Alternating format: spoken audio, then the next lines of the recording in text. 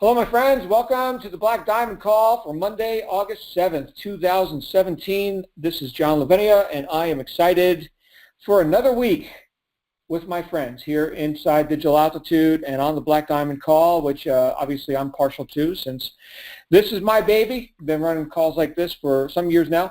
And this call is going to be, especially want to welcome our brand new members. I know we've got a lot of you that just recently got started, so congratulations. Welcome to all of you. So glad you're here. I see a lot of new faces in the chat roll as well.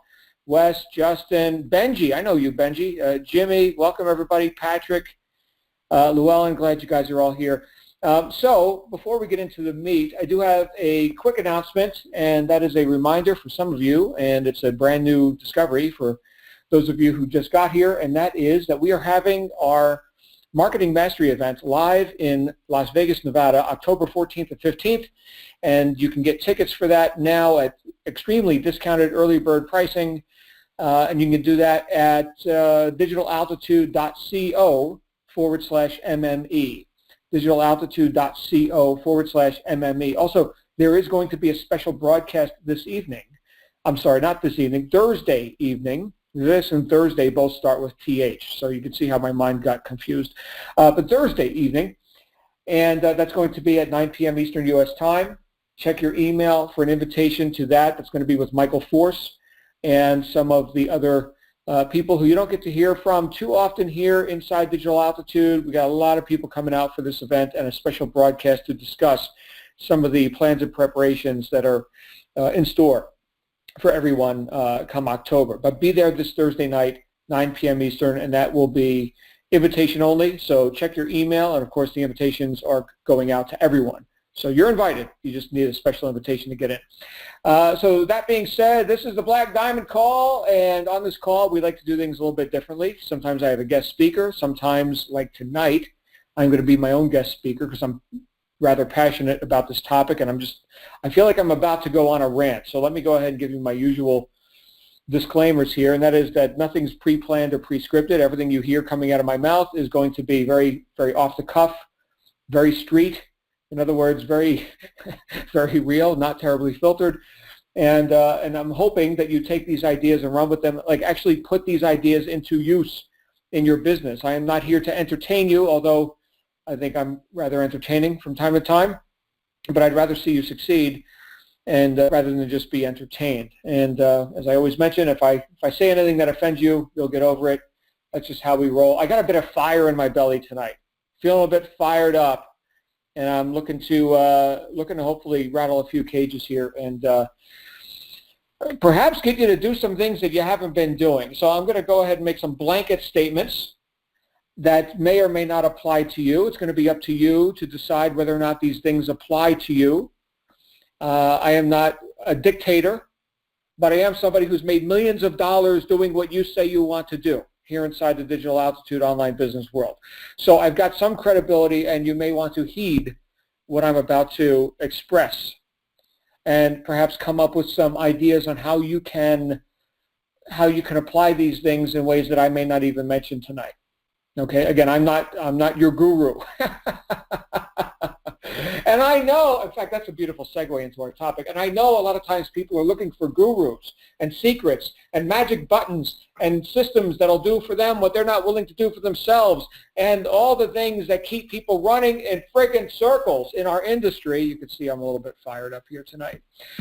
And I've seen it for decades. Guys, gals, I've seen this for decades. You know, there comes a point where, you know, you've got the, just imagine this. Imagine that you've been successful at something for years and years and years, and you see people who have such potential, people who could go so far in their business, in their life, if they would but just do what they see the other top performers doing in the industry. Now that sounds terribly simple.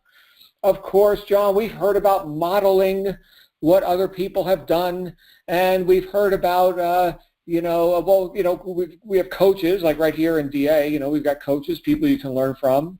If you've gotten yourself a RISE program, you get to hang out for a week or so with a senior coach or a scale-up coach, right? That is someone who has necessarily made a lot of money a lot of money doing what you say you want to do. And so there is some advice that you can take from people like that, as well as top earners who you hear come out on these calls and host, for example, on Wednesday evenings, we have our On the Rise webinar. You get to see tips and ideas and strategies from people who are in the game doing it, right?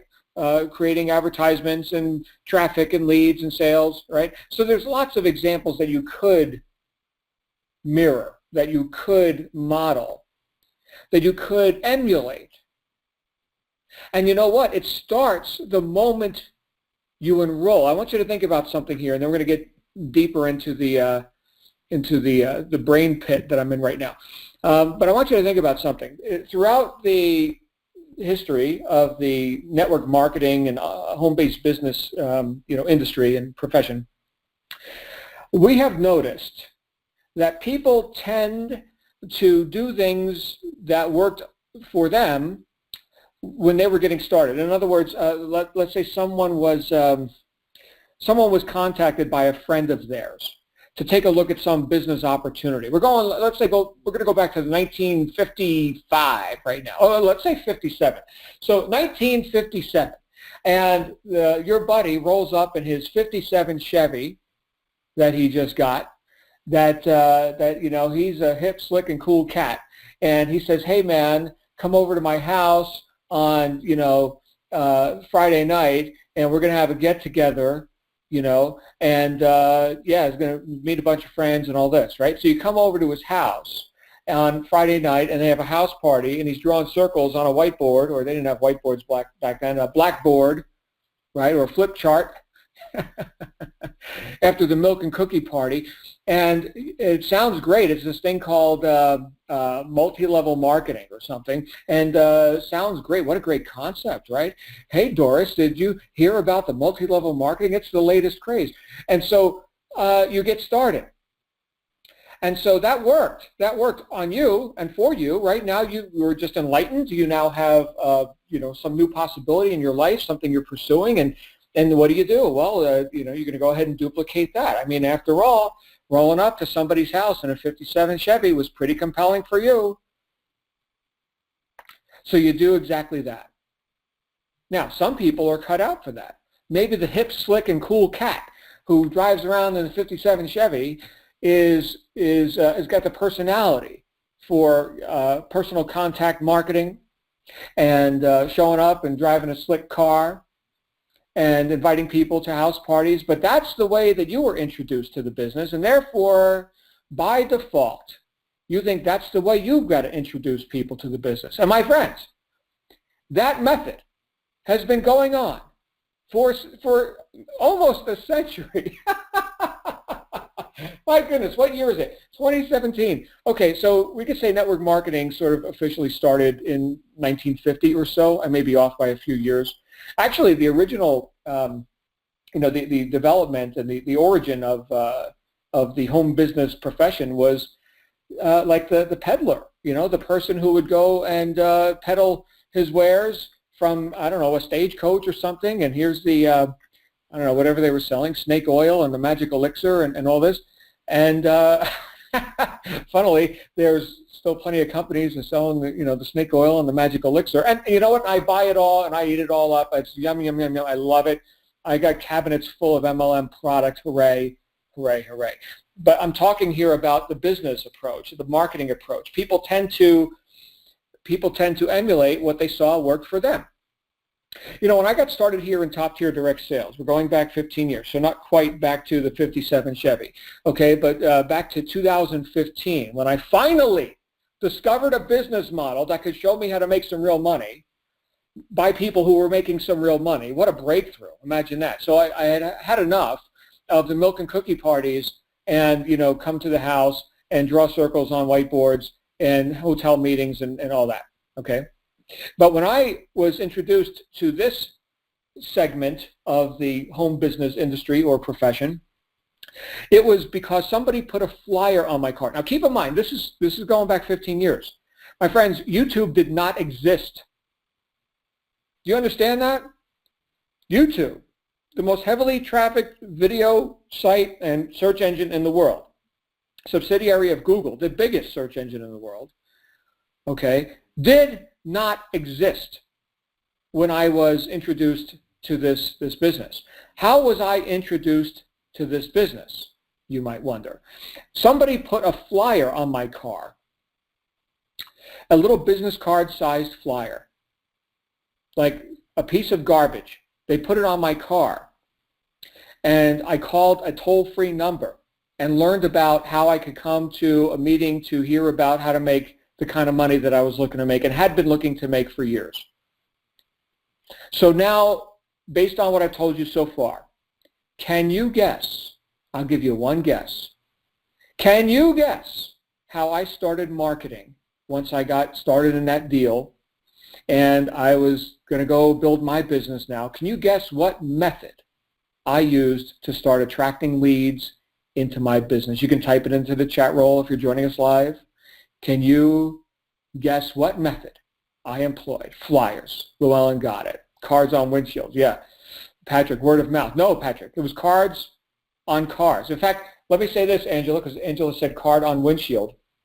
Tony says flyers. Yes, that's correct. What we were doing back in the day is we would go ahead and we would buy card stock, right? So like you can go to the office supply store and you get card stock with like pastel colors, and we would get like canary yellow and some, wacky orange, and you couldn't go too bright. Like the hot pink was like, oh my goodness, that was just too intense. But usually our favorites were the pastel yellow or the pastel orange. And we would go and we would take a piece of paper and we would cut out 8 flyers per page, or 9, actually 9 flyers per page. It would be 3 across and 3 down. So 3 times 3 is 9. And so these would be 1/9 of a size of a standard page that you can go to the photocopy machine and load your paper up, and it's black ink on a piece of pastel cardstock. And we would put them, we would put them in the driver's door of the car. So you don't put it in the windshield, under the windshield wiper, because if you do that, you see, the people drive off, and then they didn't see it before they started driving off, and so it might blow off, or it might obstruct their vision. So we did something really slick.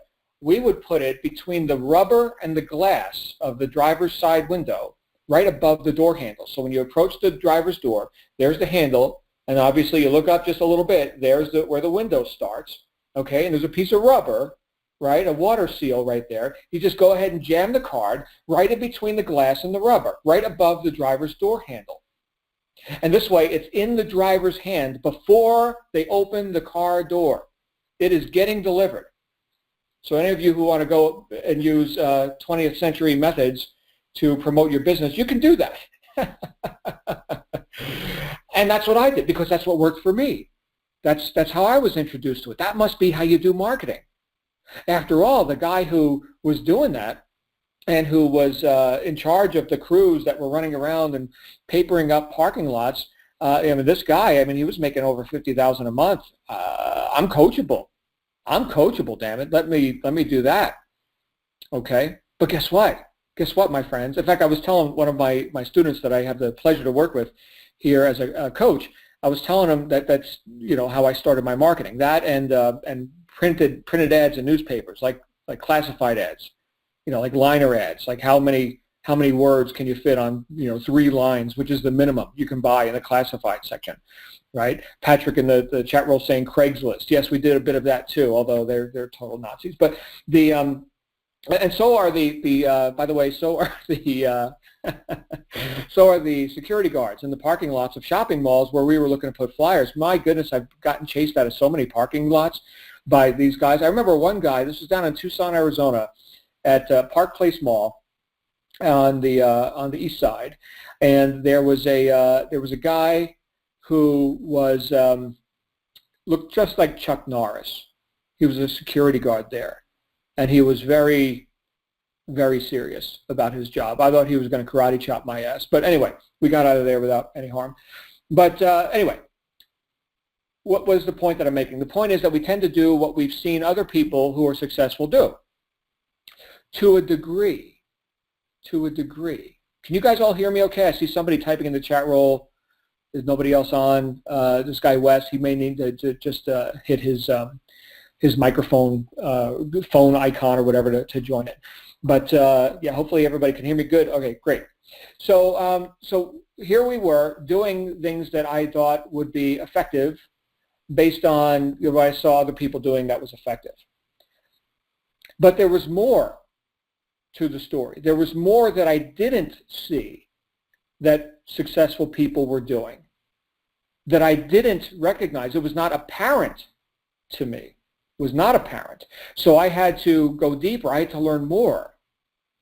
I had to look for the secrets, so to speak. You see, it's our tendency to look for secrets. Well, I'm going to give you a secret tonight. I'm going to give you a secret tonight that will make you not only more influential in the marketplace, but will also break any inertia that you may be having that may be stopping you from getting momentum in the marketplace, and will also make you an asset, not only to yourself and to your business, which you are here to build, but also to this community known as Digital Altitude.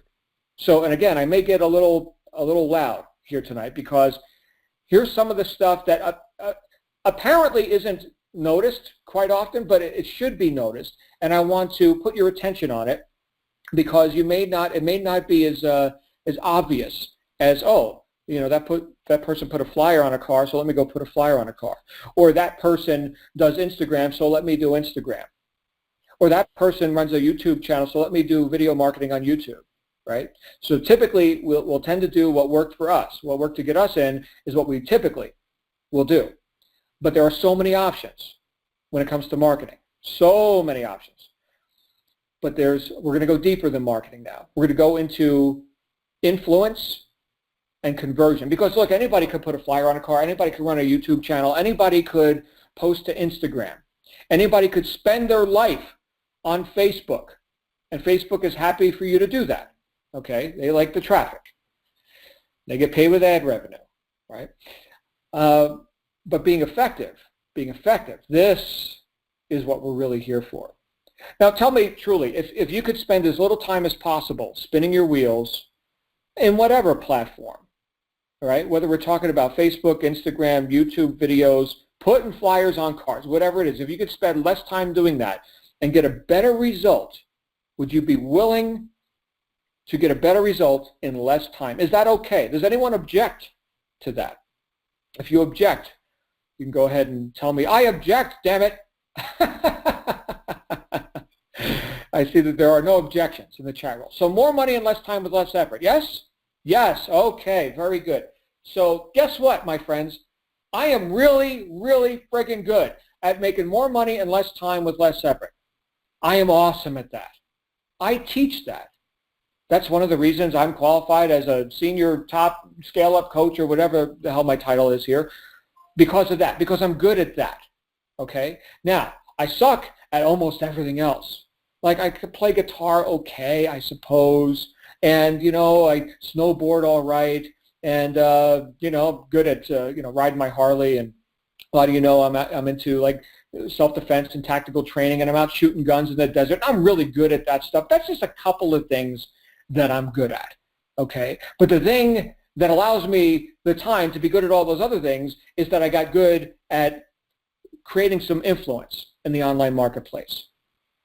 And how I do it may not be obvious, and that's why I'm going to be talking about what I'm talking about here tonight. And then again, it's right in front of your face. I mean, it is right in front of your face as you hear the words that are coming out of my mouth. The secret is right in front of your face. So I'm going to make sure there is nothing ambiguous or mysterious about this secret here tonight. And to help me with this, I am going to call on my buddy Napoleon Hill, who I've referred to before. I've called him out before. Napoleon, would you like to share a few tips with our friends? Well, yes, John, I would. Okay, great. So, John, would you please turn to page 94 of the most influential book on wealth creation ever written, which is the book I wrote back in 1930s and published in 1936 called Think and Grow Rich. Yes, Napoleon, I have it right here in front of me. Page 94. What do you see there, John? Oh, here's what I see. The major attributes of leadership. That's what this piece of this chapter is all about. The major attributes of leadership. And on the PDF that I'm looking at right now, it's on page 94.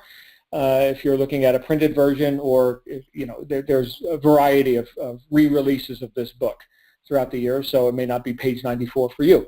But it's called The Major Attributes of Leadership. And this stuck out in my mind today because, listen, my friends, I see so many people, they want to get paid like a leader, and that they're not behaving like a leader.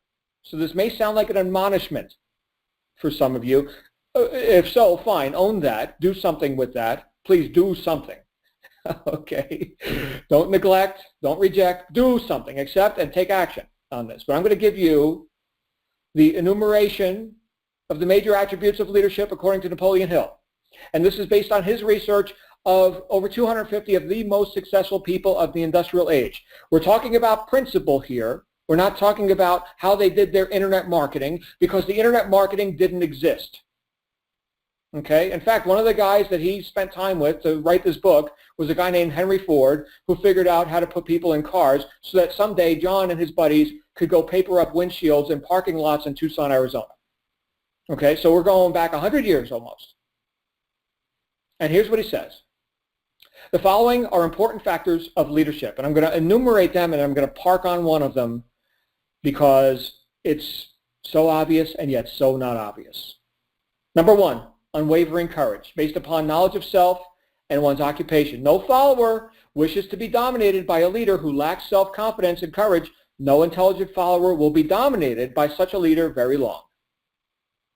Number two, self-control. The man who cannot control himself can never control others. Self-control sets a mighty example for one's followers, which the more intelligent will emulate.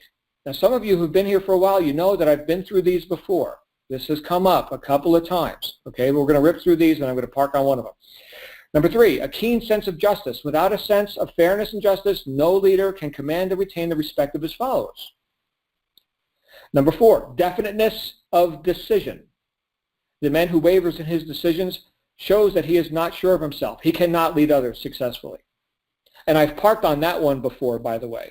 If any of you are vague about why we're talking about leadership as it relates to you making more money, then you need to read this whole book like a couple of times, because the two go hand in hand. Control equals profit, my friends. Understand that. And leaders are in control. That's what we're talking about. But with control, inseparable from control is the R word, which a lot of people don't like, responsibility. Okay. And combining all of that, right, you got to be able to make decisions. You got to know where you're going. You got to be in control of your own destiny and the message that you're putting out there, and all the other ways that control and definiteness of decision manifests itself in your daily actions. We'll go on. Number five, definiteness of plans. The successful leader must plan his work and work his plan. A leader who moves by guesswork without practical, definite plans is comparable to a ship without a rudder. Sooner or later, it will land on the rocks. Number six, the habit of doing more than paid for. One of the penalties of leadership is the necessity of willingness upon the part of the leader to do more than he requires of his followers. Number seven, a pleasing personality. No slovenly, careless person can become a successful leader. Leadership calls for respect. Followers will not respect a leader who does not grade high on all of the factors of a pleasing personality.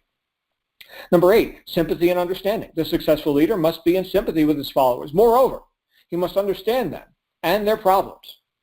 Number nine, mastery of detail. Successful leadership calls for mastery of details of the leader's position. Number 10, willingness to assume full responsibility. The successful leader must be willing to assume responsibility for the mistakes and the shortcomings of his followers. If he tries to shift this responsibility, he will not remain the leader. If one of his followers makes a mistake and shows himself incompetent, the leader must consider that it is he who failed. Number 11, cooperation. The successful leader must understand and apply the principle of cooperative effort and be able to induce his followers to do the same. Leadership calls for power, and power calls for cooperation. There are two forms of leadership. The first, and by far the most effective, is leadership by consent of and with the sympathy of the followers. The second is leadership by force without the consent and sympathy of the followers. And he goes on to explain a bit more about what that looks like. So we're not going to belabor that. But these are the 11 points that he enumerates in this, this portion of the book, The Major Attributes of Leadership. So where am I parking on this one? The one that may not be so obvious, the one that you may not see, but the one that is all around you every day. And that is number 6, the habit of doing more than paid for. I'll read the description of that one again. He says, one of the penalties of leadership is the necessity of willingness upon the part of the leader to do more than he requires of his followers. Now, we're all here in the world of marketing and business to make money, to profit, and to create the lifestyle for ourselves, our loved ones, our family, the lifestyle that we've been, in some cases, yearning for years or decades. We're here to break free of the workaday world, the rat race, the whatever the modern terminology is for it, okay? But the idea here is that we're looking to be paid, and paid well, paid what we're worth. So wouldn't we go all out in terms of our resolve and our dedication to our work, knowing that we can be paid quite handsomely? We would, hopefully you do. But are there things that you could also do that don't directly affect your bottom line? Okay, you got to think ahead here a little bit. You've got to be able to have the intelligence that he talked about earlier in a previous item here. You've got to have the intelligence to recognize the long-term effects of what you do that you're not getting paid for today, but that can profit you for years to come. Can you defer gratification? Only intelligent people can do this, by the way. Can you defer gratification and do things that may not be comfortable now, but do so in order to have food to eat in the winter, right? Think about like a farmer. The farmer does not eat his seed crop because winter is coming, okay? So there's a deferred gratification. Maybe hungry now, but you don't eat that seed crop. You've got to be able to plant next year's crops and all this. And I'm not a farmer. I'm just giving you parallels in the human mind. In this case, we could see that there's some of the things that we have to do in any industry if we're going to be a leader. Okay, Napoleon Hill didn't write this about you and digital altitude or the internet. I mean, none of this existed. Okay, but the principles are timeless. In any industry, are you able to defer gratification and do things that you're not directly getting paid for, and do them to the point where you develop influence in the marketplace and in your statistics over the long haul? This is a tough one for a lot of people. Look, this is why I'm bringing this up, because in our modern age, we have a lot of purported instant gratification, a lot of microwave results, and happy magic buttons and all this kind of stuff. And I will say that we've got a lot of people who have been sort of talked out of work. Like somehow you're entitled to the riches of the world just because you showed up. We live in an age where everybody gets a trophy if you're in school sports or something. Just because you participated, you get a trophy. Now, I grew up in a time where that sort of egalitarianism did not yet take root, where it's everyone has to be awarded for just barely showing up. Okay, we had winners and losers back in the day. And guess what? In a free market society, there's still winners and losers. What I'm talking to you about right now is becoming a winner, unapologetically becoming a winner. But part of that winner, that responsible person, that leader that Napoleon Hill is talking about here, part of that is doing more than what you're directly paid for and doing more than you require of your followers. Keep in mind, my friend, most people are followers. They think like followers. They're not leaders. They're not. And people come into a business, could be this business, could be that deal, in 1957 where they drew the circles, and they're selling, soap and skin cream and jungle juice to their friends, family, and neighbors. Whatever. They come into it with an employee mentality, a follower mentality. Like, I hope they got this figured out because I don't have it figured out. And therefore, they never figure it out because they rely on somebody else to have it figured out. Now, what's the example? that's right in front of your face that you could see, well, yeah, maybe I could do more. Maybe I could stop thinking like a follower and start thinking like an entrepreneur, like a producer. What's one example that's right in front of your face every single day of something people do that they don't get paid for? It's this live call series. There's a perfect example right there. Linda got it, these calls. Perfect example. You heard Cassandra this morning. Okay, what's her pay for doing that? Well, I'll tell you what, she gets paid, but not in money. Not in money. Are there other forms of pay in addition to money? You bet your ass there are. Why do you think people stay in jobs for decades? Jobs they hate, jobs that they can't even make the kind of money they want. Because they're getting paid another way. Socially, emotionally, right? Camaraderie, the cooperative work with other, members of their employment, right? And some people stay in jobs even though they can't stand their coworkers, but that's also emotional pay. People whose identity is that of strife and always being out of accord with their fellow man. My goodness, can they fulfill that intention at a job they hate with these coworkers that they complain about all the time, bitching and moaning?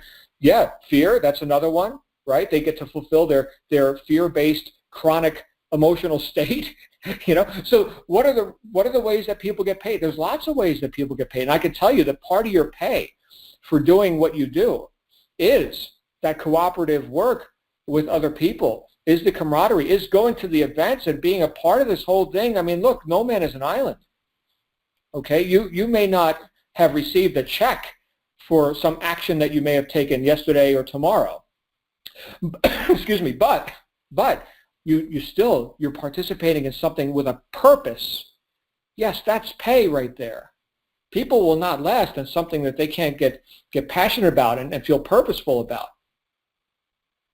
Think about that. Okay? Tomorrow morning we're going to have Joel come out. Does he get paid to give you his wisdom each week? No, not monetarily, but does he get paid? Yes, he gets paid nonetheless. Right? Now, what's another way that you get paid? Why do I say that you want to do these things, like become a producer and build influence in the online marketplace and do things beyond what you get paid for? Why do I say that? Because here's one other very obvious way that people get paid. How many of you know who Cassandra Serrano is? How many of you know who Joel is, or Pierre Boudon, or Eli Gonzalez, or Glenn Henderson, right? Or Kathy Flynn, or Samith Pish? I just mentioned these are call staff. These are all my call staff. Now, do you think that affects their credibility in the marketplace, which you are part of the marketplace, by the way? When I say the marketplace, that doesn't just mean people we haven't met yet who haven't seen your advertisements yet. The marketplace includes everyone who is within earshot or could be referred by somebody who is within earshot. Think about this. When I published my first book, it was after having already become successful and having had years of success in our industry. And guess what? Thousands of people bought my book right after I published it. Why? Because I already had credibility in the marketplace. People already knew who I was, and I had been hosting conference calls and putting myself out there, doing something, producing some content, which I didn't get paid for, not monetarily. However, did I not increase my influence in the marketplace? And did I not also at the same time cultivate my leadership, my taking responsibility for things that I wasn't directly on the payroll for, but did I not or did I not accept the responsibility of shaping the environment in which I was working? I did. So here's the question, my friends. Whose business is this? Is it Michael's? Is this Michael's business? Linda got it. It's yours. Tony got it. Ann, yes. All of you. It's yours. This is your business. How did Digital Altitude come to be? Let's stop here for a second and think about this. So here's this guy, Michael Force. He was an affiliate in this company. He was doing work in that company. He saw this work. He saw that didn't work. He saw. And he said, you know what? I got an idea. Here's my vision. for the best attributes of all the things that I've experienced over the last 15 years or whatever, and I'm going to amass this great organization. I'm going to attract the best people at each post in the organization, and I'm going to work my ass off for a year with no pay to put this together, and then we're going to launch it. And with the right people and the right vision, the right product line, the right compensation plan, with all the stuff that I've learned, I can create something spectacular. Okay, now, this was a risk that he took on. It could have bombed. Could have. It could have. But he already had influence in the marketplace. He already had ideas of what worked. He already had plenty of contacts that he had made because he had put himself out there. By the way, he was running conference calls like this, okay, with companies he was working with, and doing the videos and doing all the ways that you can go and create influence in the marketplace.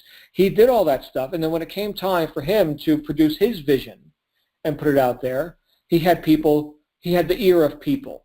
He had communication lines already set up. He attracted quality people who admittedly are better than he is at a variety of things that they're just better at. Right? Anyone who's been through step 13, you know that there's a staff here. There's like 100 people on staff, and they do stuff that Michael doesn't do or doesn't do as good as them, and they do it better. So great, you go do it. and there's payroll, and there's lots of work that needs to be done. You don't have to do any of this stuff. But what can you do to start to embrace this idea? What can you do that you're not directly paid for? I'll give you one example right now. Here's one example. Every Friday morning, we do a call called the Inside Digital Altitude Conference Call. Do any of you attend that call? I hope you do. Now, obviously, some of you are on the other side of the planet, and it's the middle of the night when that's happening, and you're asleep, and you catch the replay on the podcast, and that's all very nice. Okay, great. However, who hosts that call? Whose call is that? Is that my call? Is that Glenn's? No, we're facilitators. It's yours. That's right. That's your call. You're the host of that call. This is the one time a week where I'm going to ask you, and I'm asking you all right now, and I don't care what your rank, okay? I don't care how long you've been here, and if you just had your first aha moment because you started going through steps, or you just made your first $1 million and your name's Jason Stone, or whoever you are. I don't care what your rank is, okay? You're a coach, you're an affiliate, you're a newbie, you're a seasoned veteran, you're an earthling, you're a Martian. I don't give a damn. Okay, this is your one time a week where I am asking you, I'm imploring you to please be part of the solution. Produce something. Produce some content. Did any of you hear, I had Sarah Gallo out. It was just, she was not able to, she travels a lot, and, she's the 5-foot traveler and all this. She was not able to attend the Friday call. So I said, hey, you want to come out on Thursday? And yeah. So this is Thursday on the 20th of July. And I had her come out just on a moment's notice. And I mean literally, I hit her on Skype a few minutes before the call was starting and said, hey, where are you? Oh, I'm in Zurich or something, the Alps. Okay, can you get an internet connection? Great. So I got her set it up on the conference bridge like 4 minutes before we went live, and there she was, and she did a wake-up call on the 20th of July, and she got to share her experience with everyone, and I heard so much feedback from that. Oh, wow, Sarah, she never even made more than $20,000 in a year. She was broke when she got here this year, 2017, and now she's an Apex affiliate, just had her first $20,000 plus month. Is that helpful for you guys to hear that stuff? Or am I just barking up the wrong tree? I mean, think about this. Why do we host a call like the Inside Digital Altitude call? I'm going to park on that call here for just a minute. That's the one call where me and my staff can't do what we need you to do. I can go and I can run a lecture, which I'm lecturing right now, and maybe you're enjoying it and maybe you're not, whatever. But I can tell you, when it comes time for our guests to hear the most important thing of all, which is social proof. If you had only one sales weapon in your entire arsenal, let it be that. Let it be that, my friends. And I'm not talking about posting, that you feel happy today because you had a commission or something. I'm not talking about posting on Facebook. I'm talking about the spoken word. Yeah, we're going old school here. This is back when people used phones to do something other than take selfies. Okay, we talk to people. People buy from people, and they may not relate to me.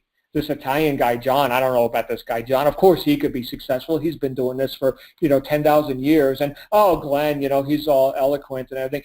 So, but when they hear you, they're like, oh, that person can do it? And then that person? Oh, I can relate to that, right? Think about this, guys. People buy from people. So this call, this Inside Digital Altitude call, again, I'm just harping on that one a bit. If Glenn and I open up that call and we hear crickets, that is the worst thing in the world. The worst thing in the world. That says to me, John, you're the producer, you're the leader, and nobody else is. But guess what? Guess what?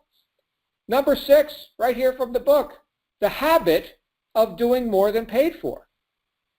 Well, I know one guy who's doing that. You see, so I'm confident in what I'm doing. I know I'm on the right track. The habit of doing more than pay for. Now, what happens? Let's say here that you get into the habit of being a producer. You get into the habit of creating a piece of content once a week, once a day, once a month, anything. Okay, here I'm laying out a red friggin' carpet for you to create 30 to 60 seconds worth of content each week. Okay, and you don't come out every single week. I mean, if everybody in Digital Altitude came out on a Friday morning and shared 30 seconds worth of content, it would be a waiting list. You'd be in queue for some months before we finally got to you, because we have thousands of people here. Okay, but when that call happens and it's time to tell our guests or brand new members, they're 1 hour in the business, they're hoping they didn't just get scammed, they're hoping they're in the right place, they need some reassurance, damn it. Somebody please tell me I made a good decision. That's you. That's you. I can't tell them that. I'm the old sage, man. Of course I could succeed. I'm not relatable, but you are. And when I say you, again, I'm talking to people of every rank here, okay, because even a different personality who may have been in the business for years, right? I'll use the Jason Stone example. So here's Jason Stone, right, who you may say, oh, well, he's not relatable either. He's already made over $1 million, and, he's already, driving a Lamborghini or whatever. So, of course he can do it. Well, no, hold on a second. Jason Stone didn't know what affiliate marketing was 2 years ago. Right? Jason Stone was building an Instagram account to no end. I mean, he didn't know why. Just, we're going to build an Instagram account. Jason Stone is not a public speaker. Okay, so anyone who's heard him present, he's been on this call just a few weeks ago. He was on this call. I interviewed him a bit and, got some good content out of him, I think, right? But he's not going to, jump on stage and grab a mic and dazzle the audience and all. That's just not his bag. That's not his thing, right? He's really, really good with Instagram marketing. I suck at Instagram marketing. Fine, okay? But here's the thing.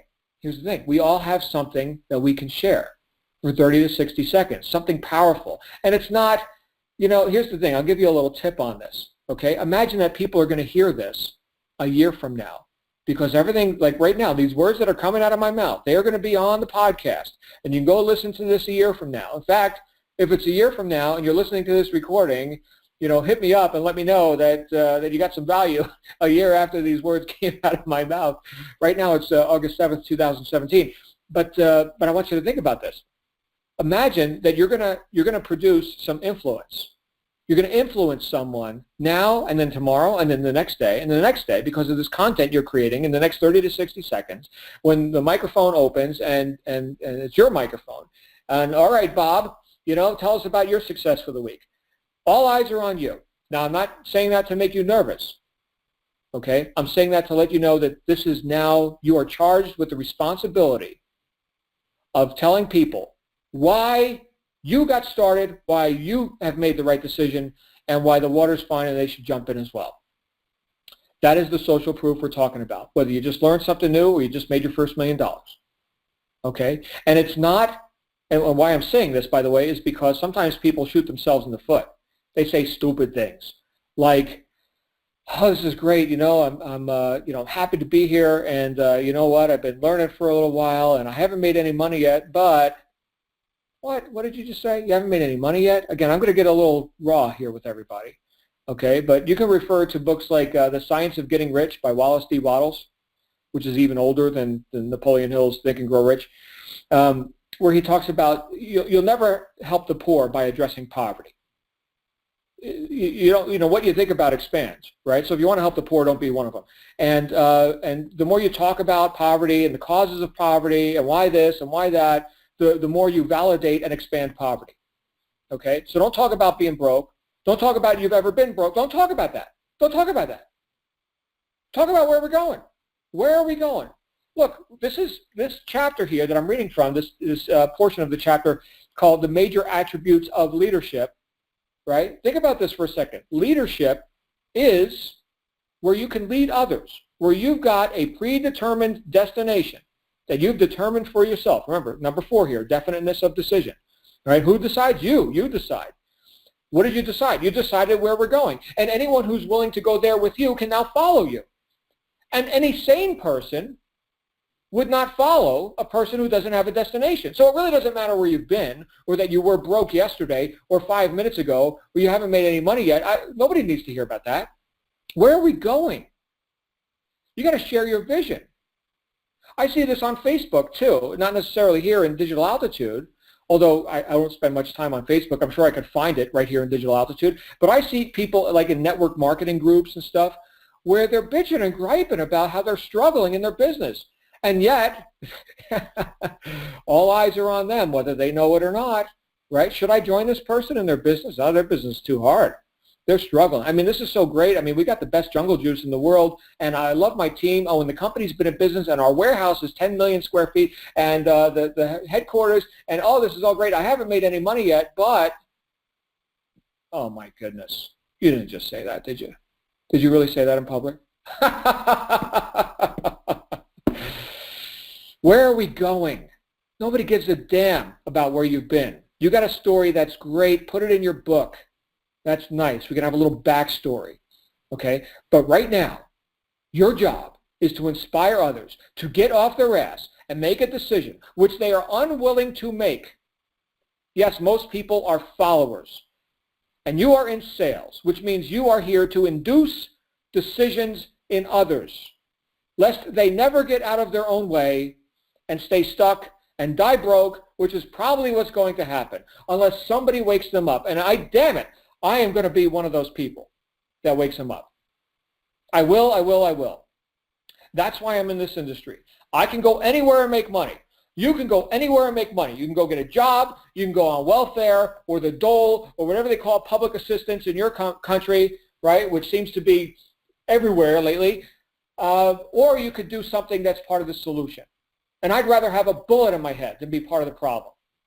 So let me provide some social proof that people, if they're willing to get out of their own way, jump in, the water's fine, let's go. Is it going to be easy? No, it's not going to be easy. Is it worth it? Absolutely. I haven't worked a job in 15 friggin' years.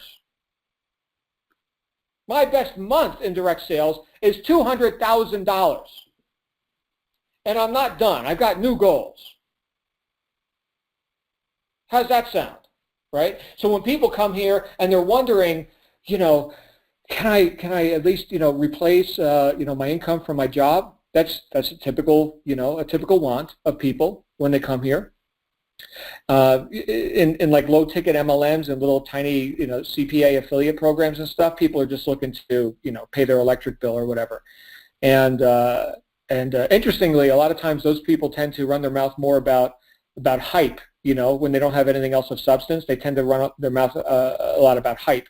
But here, people are typically looking for just, get out of that, job lifestyle. It sucks. They hate it, right? So yeah, and you go ahead and you're able to provide some hope for somebody, some evidence that this is a good decision. They can go and do that. And we're not talking about hype. We're talking about a calculated understanding with a logical backup of why this is good and right. And look, if you can't conjure up some belief in your own self about why this is good and right and that you're on the right path, you're in the wrong business. You need to sell this to yourself.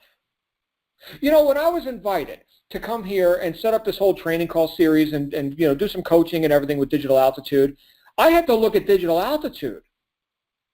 I'm not in my 20s anymore. I'm not looking to just kick around and jump around deal to deal and, get distracted 10 million times per hour. I'm not. I'm a little bit more mature. And so when I looked at what Michael Force has going on here, I had to do my own due diligence. And you know what one of the biggest questions that were up on my mind was? Who's involved? First thing that came to mind for me.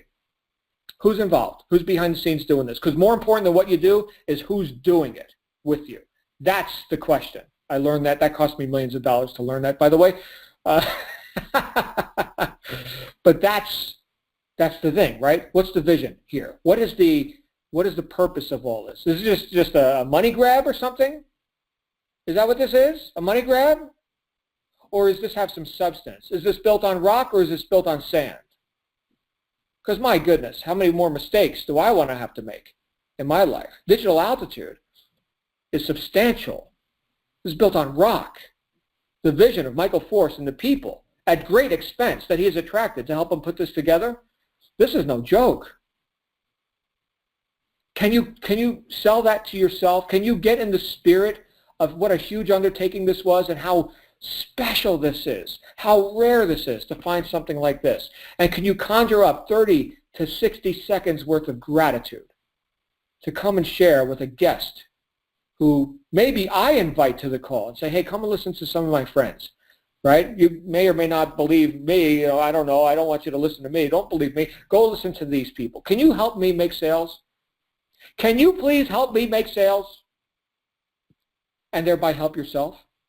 Because that person who hears the podcast a year from now, or who maybe somebody, they're going to find your downline, right, your team member, they're going to find their advertisement and they're going to become a lead. And this is going to happen 90 days from now. What is it, August, September, October, November? So November 7th, somebody's going to answer an advertisement. And that person who placed that ad is on your team. And you're about to profit from that. Can you help that person make that sale? Please help that person. Because that person is going to say, you know what, you need to hear from my friends. Here, check out, Sally on this recording. Check out this podcast. In fact, subscribe to the podcast. Listen to what goes on inside this company. Why do you think we host all these calls? This is it. It's the most powerful weapon in your sales arsenal is social proof.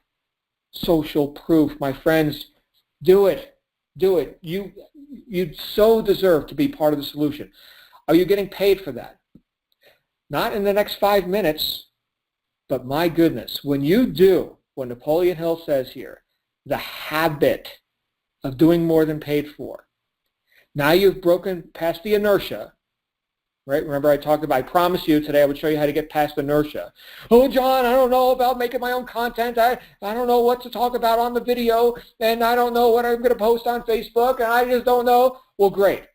Here, we're going to break that inertia right now. Right now. In fact, right now being, let's say, Friday morning. So Friday morning, we're going to break that inertia, show up, and have 30 to 60 seconds worth of something cool to say that you learned, or that you made your first profit, or that you made your first million, or whatever success you're having. You've got a whole week to figure out one thing that you're grateful for. Go sell yourself one thing that you're grateful for. Go figure out why you're here and why you choose to remain here. One thing. And then show up on Friday morning. Give me 30 seconds. If everybody did that, like I said before, there would be a waiting queue for months. And now you broke the inertia. And guess what? I guarantee you is going to happen if you come out and you share yourself. I guarantee you, Glenn or myself or both are going to acknowledge you. And my goodness, well done. Well done. We're looking forward to hearing more from you. That's Bob from Detroit. I'm just making up the names and locations right now. Bob from Detroit, everybody. We'll be hearing a lot more from him, right? That's Sally from Florida, right? We'll be hearing a lot more from you, Sally. You're on the right track. Welcome. So glad you're here. Thanks for all you do for your team. Okay? And then it gets easier next time. And easier next time. And next thing you know, you just can't stop. I got an idea. Let me turn on my iPhone camera right now and let me bark this idea out to the world because they need to hear this. Where do you get these ideas from? You get these ideas from going through the steps, from getting with your coaches, from doing the business, from interacting with people, some of which are here in this world to show you what not to do, by the way. That's good content. right? That's good content. Observing less intelligent people. That's good stuff. By reading books like the one that I just mentioned, the couple actually that I just mentioned, right? What you put in is what's going to come out. So load your guns, my friend, because in the moment of truth, what's going to come out is what you put in.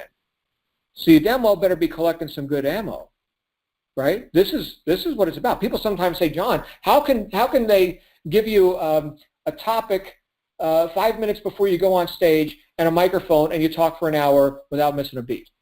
Because I got so much content. I've been studying this stuff for 30 years. Can you do that? You can do that. You're not going to do it if you're not interested in being part of the solution. You're not going to do it if you're just thinking about what gratification can I attain in the next 30 minutes. I just bought my first solo ad. I haven't made my money back yet. Oh, right? Deferred gratification. That's only something intelligent people can do. You got to be able to see down the road. Okay? And I know it's all, look, if you were not, what am I trying to say? You wouldn't be here on this call if you weren't intelligent enough to be here on this call. Right? You wouldn't be engaged in entrepreneurial action if you didn't have the ability to defer gratification. You could go join some Ponzi scheme or something, right? If you want like instant riches, you don't have to sell anything, just go ahead and, let the magical system do something for you. People buy that stuff every day and it comes and it goes and all that, But this is a bit more substantial, right? You can go join a Ponzi scheme right now. I don't suggest you do. And you might find instant gratification there. And then it gets shut down. You got to go find another one. There's actually Ponzi scheme directories online. Oh, people love a good Ponzi scheme, right? Oh, how long is this one running? Oh, it just started up a couple weeks ago. Great, let's get in while the getting's good because we got about 3 months till this one gets shut down. It's sad. I'm laughing, but it's sad. It's sad. And here, we've got something we can build for years. We got something where, my goodness, what is our product? An educational curriculum that teaches marketing, sales and marketing, the highest paid profession in the world, and it's going to cost you pennies on the dollar compared to that college, government school tuition that kids are coming out of college with 150 grand in student loan debt and zero marketable skills. It's a friggin' travesty. We're the solution, guys. This is a solution. Get on that soapbox. You'd have to be out of your friggin' mind to not get started with this. It's that good. And if you have that sort of posture, that sort of conviction, man, that comes out. People don't even know what it is. Well, all they know is they got to join. Well, where's the link here? There's a link? I can get in on this deal? It's not too late? Just because of your conviction. How do I do that? How do I conjure up that sort of conviction? I sell it to me first. That's how I do that. I sell to me. That's the biggest sale I can make. And if it's not good enough for me to buy it, then it's not good enough for me to sell. Think about that. You can go anywhere and make money. Why are we here? Why are we here? This is a cut above. You damn well better know it. If you're going to communicate value in the marketplace, you got to know what that value is. And more important than the words you say is the conviction in your voice, your physiology, your tone, your attitude. Can you produce some content? You can. Are you in your own way, or have you been? We won't affirm that moving forward. Have you been in your way? Well, let's go ahead and get rid of that inertia. Meet me there Friday morning. Meet me and Glenn. We'll get this done. 30 seconds, 60 seconds, that's it. That's it, that's all we need. And it should be like popcorn, man. I'm doing this, I'm making money, I just learned something, I just had a breakthrough. Holy crap this, holy crap that. Right? That's the conviction. People hear that, they're like, oh my goodness, where was that link again? You mean I can get started and see this as an insider for like $1 trial? My goodness, here's my $1. Where do I send my $1? I get a coach? I get to talk to a real person? You guys, it's really good. This is really, really good. You just got to know it, and you got to start communicating it. And no, you're not getting paid for it in the next 5 minutes, but you're going to get paid for it for years. You develop a habit of outflowing quality content, whether it's 30 to 60 seconds at a time, or a 5-minute YouTube video, or a 500-word article on your blog, or a course that you're producing, or a book that you're writing. You get in the habit of being a producer and not just a consumer. You're going to be powerful. in the marketplace. You're going to have a voice. People are going to know who you are. Then maybe you publish your first book and thousands of people will buy it with not one penny of advertising. Maybe that happens for you, right? It's not going to happen if you're a consumer. And every call we do on this live call series, every day, you get to be a consumer. You get to sit here and listen. That's nice. But on Friday, you have to be the producer. That's you. I can't do that for you. This is your big shot to get out of your own way and produce something of worth for this community, which includes you and the people who you're about to enroll in your organization, who are going to refer to you as their leader 30, 60, 90 days from now. And if you don't see that happening, that's what you need to work on. Sell yourself that vision. Understand that the words that come out of your mouth are important and they're immortal. And people will quote you years from now because of what they heard you say on that conference call, because you were the guest on the Black Diamond call, because you produced something that woke them up. And I still to this day have people come and tell me of an effect that I had on them 10 plus years ago when they heard a call like this and the light bulb came on and now they're a few $1 million down the road and they still refer to that event, right? Speaking of events, we've got one coming up. Be there. Be there. Not because you need to consume the information at the event, which you do. So do I. I need training, right? Marketing's constantly changing. My goodness, it's the internet, okay? So I'm going to get some tips, okay? But you also need to be there because there's going to be somebody newer than you there. If you're hearing this live right now, we're months away from the event. You realize there are people who are going to get started in Digital Altitude the week of the event, and they're going to show up there. And they'll be looking to you as a person with more experience. You see how this teamwork, how it shows up, how it works? You're not an island. And you're going to have an effect, my friends. You're going to have an effect. Will it be a good one? Well, that's up to you. Or will it be, I'm having the effect of being another bump on the log that people are still scratching their heads after having met me, wondering if they even made the right decision. You can have that effect. You can have that effect. Choose. It's your choice, right? I'm here to help you make a spectacle of yourself. Make so much money people can't even believe it anymore. So now you're not even relatable. Now they need to hear from your organization who just got started and they only made $20,000 this month, right? They haven't made $100,000 like you, right? Because you're like some guru monster, something, right? But you can't even relate to that anymore. Is that where you want to be? Start now. The habit of doing more than paid for. Start developing that habit. I just talked for an entire hour. I thought this was going to be a short call. Whenever I think it's going to be short, I'm just going to deliver my points. I'm going to make my point. I don't need to belabor the point. I'm just going to go ahead and make a couple of points here. We'll open it up for Q&A. It'd be nice. And then I go on this rant, and that's what happens. So, guys, I love and respect you all. Thank you for being here. Thank you for being a part of this journey that we're all on. I am going to go and open it up. I've got my next appointment, and my goodness, I've got a student call in 17 minutes. So we're going to have to keep it brief. But I just opened it up for Q&A, which includes commentary, whatever you want. If you want to unmute your microphone, raise your hand. And if you're on a phone or Skype, *6 is the command to raise your hand. If you're on the app, then you can just click the microphone, raise your hand button or whatever it looks like. And we do have, let's see, we got Linda. Hey, Linda, you're live on the air. Hey, John, thank you so much for all of your words. I love how much you love your words and how well you put them together. Thank you.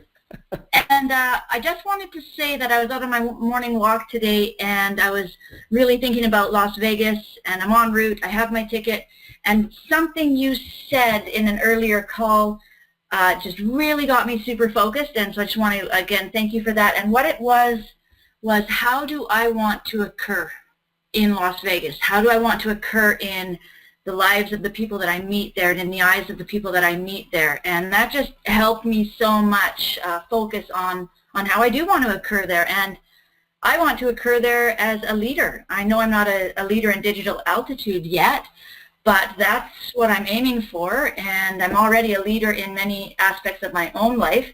So I just want to bring that down there. So thank you very, very much for your words. Oh, Linda, thank you. Can I offer you this? You are a leader in digital altitude.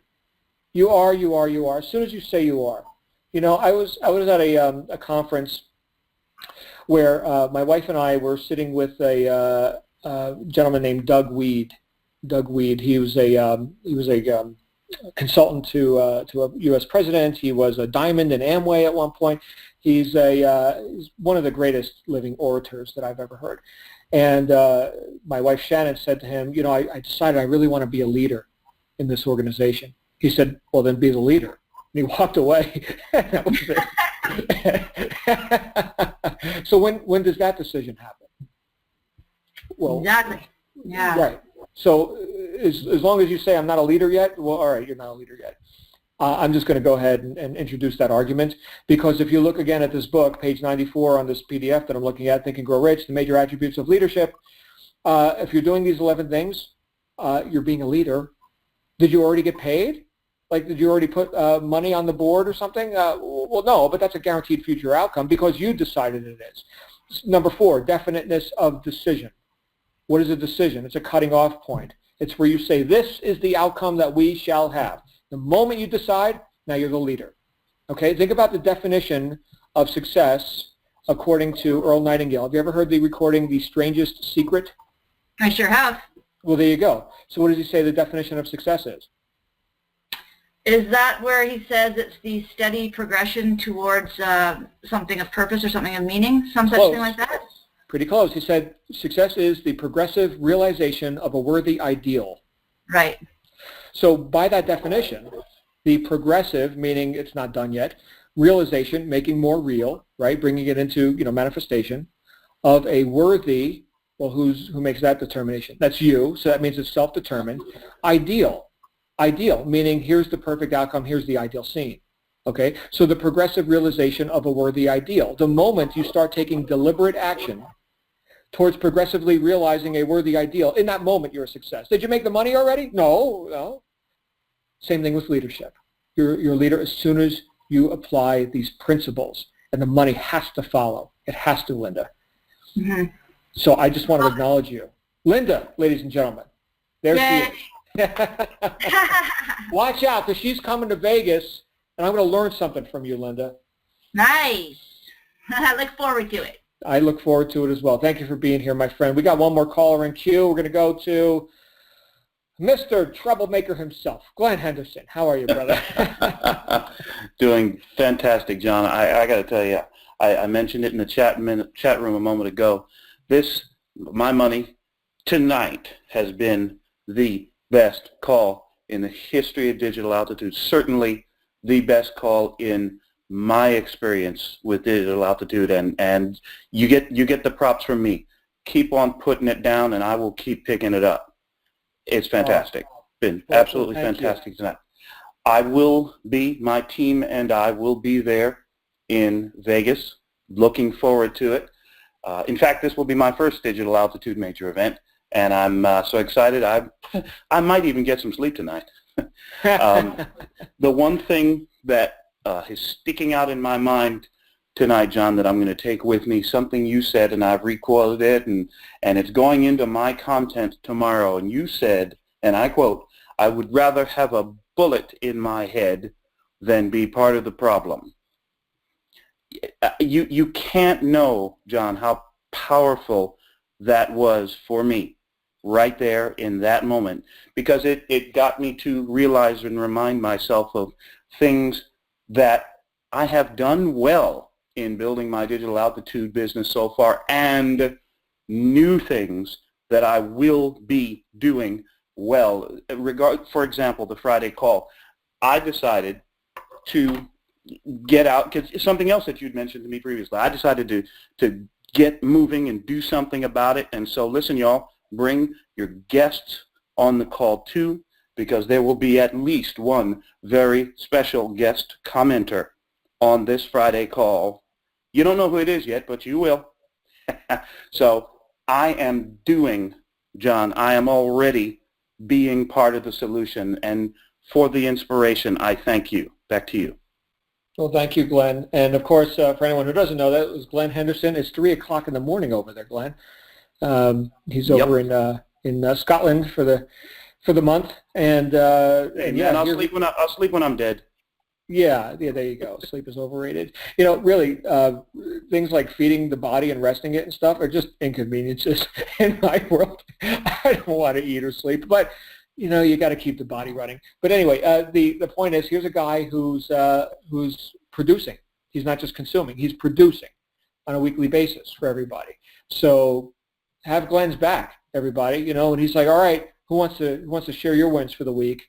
It should be like a damn eruption of noise. A damn eruption where we've got to mute everybody because we can't hear what's going on. It's friggin' chaos, right? So that's this community that we're building here. That's it right there. It's about as close as you can get to a game show. You know, Glenn and my other people on the call staff, yeah, I tell them, you know, don't be a game show host. Nobody wants to hear a game show host. But that's the one call where it's almost an exception. Anyway, Glenn, thanks for all you do, brother. We are just about out of time. I do see Captain Marvin wants to speak, though. So, Captain, I'm going to go ahead and bring you out here. You are live on the air, sir. Good afternoon, John. As you know, I'm not a man of many words as usual, but your talk this evening hit a few hot spots for me. I appreciate every word you said. Good training, as always. Lulene and I both always enjoy listening to you. But I want to let you know I will be there on Friday. As you know, in the position I had as a tugboat captain, you have to get out there and do a little bit more than your crew. It's a teaching position. Really, you have to be able to do everything they do, plus a little bit, so that they learn as well. We'll see you Friday. Absolutely. Thank you, Captain. I appreciate the acknowledgement. And for those of you who don't know, Captain Marvin and his lovely wife have been to multiple digital altitude events, and we are both brothers of the tugboat. Captain Marvin was a captain, of course, and I was a diesel engineer on a tugboat fleet in New York Harbor. Our paths never crossed, but yeah, we've got a little bit of a common ground, or common water, I suppose. So there's that. With that, we're going to go ahead and end our commentary section. My friends, thank you so much. I see a ton of acknowledgement in the chat roll as well. Thank you. I really appreciate all of you. Apparently, we struck some chords here tonight, so thank you all who participated. Patrick, Llewellyn, of course, Glenn, and everybody. Thank you. And I will see you all here back tomorrow morning with Joel Strait, where you can sit back, relax, and listen. You'll be able to sit back, relax, and listen again tomorrow night to Kathy Flynn, and then Wednesday morning, and then Wednesday evening, and then Thursday morning, and then Friday morning, you get to participate. I'm going to sit back, relax, and listen to you as you produce content that's going to now help somebody else become free and know that there's hope, know that there's something they can do about their situation, which is their job and their lack of abundance and whatever it is they're looking to create. Thank you all in advance for being a part of the solution, and I will look forward to seeing you tomorrow morning. That's all. Bye for now, guys. We are done.